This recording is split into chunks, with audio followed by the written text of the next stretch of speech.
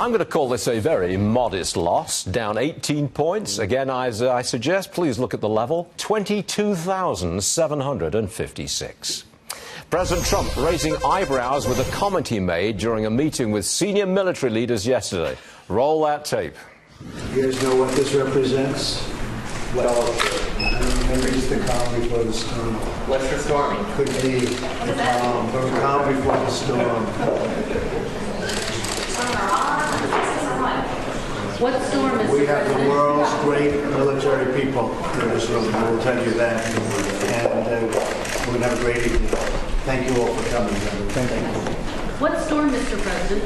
You'll find out. What storm, Mr. President? You'll find out. Mike Baker's here. Take your head out of your hands there, mate. This is a former CIA covert operations kind of guy. Have you any idea? Would you like to wildly speculate on what the president means by the calm before the storm? Well, first of all, that smile that he had after he said it, it looks like my cat after he catches a chipmunk. Right? And so, would I like to speculate? I don't think speculation is ever helpful in anything. And I don't think there's anybody on this planet, short of the president, who knows what he was referring to at this point. I don't think he was specifically referring to anything. It's always extemporaneous with him. It's always just something off the cuff. Something flies out or he tweets something out. And I think at this point, it's exhausting to try to parse everything he says. True. Yeah. But I think he does it quite deliberately to sow confusion. After all, the North Koreans haven't got a clue what this guy would actually do. Yeah. They haven't got a clue. Right. And there's something to be said for the way that this is played out with North Korea and China, most importantly, because the only reason China may now actually follow through with the sanctions and play ball with us, which is really the key to this whole arrangement, the situation, is because their mindset may now be in a different place due to the president's actions and some of the things that the president has said.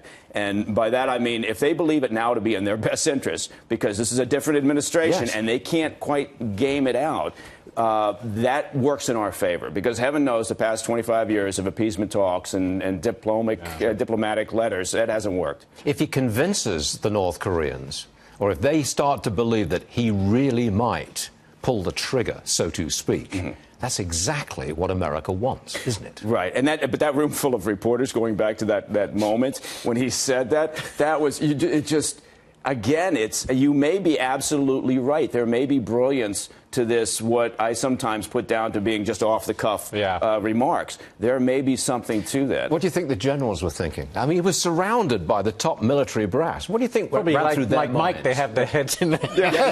I think there was a little bit of that. There might have been some beverages poured afterwards. I don't know. But I do think that there is, again, there is some advantage to us. And we need to understand that, even though sometimes we may disagree, there's some advantage to the countries overseas that don't have our best interests at heart, not knowing, not understanding, not being able to figure this administration out every time. That plays to our advantage at times. We have to be consistent with our allies, but with those that don't have our interests at heart, it's not a bad thing. Deep down, I think Mike Baker likes our president, and I think you like his style. You know what I like? You know what I like? I like this country to do the best that it can. And I've said this before. I didn't vote for either candidate in the previous election. I felt that as a country this big, we might have been able to do better with our candidates.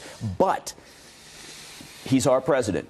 He's my president. And I want this administration to do well. I want this country to succeed. Right. And anybody who doesn't, it's exhausting watching the resistance and the never-Trumpers constantly bang away at this president. You know what? If you don't like it, then fine, but work the political system. Stop with the constant yammering and whining. It's like my 6-year-old, Muggsy, who when he doesn't get what he wants, when he doesn't get what he wants, he's just always bickering and constantly complaining. It's like the resistance. Mike Baker, I'll repeat it. You're all right. Thanks.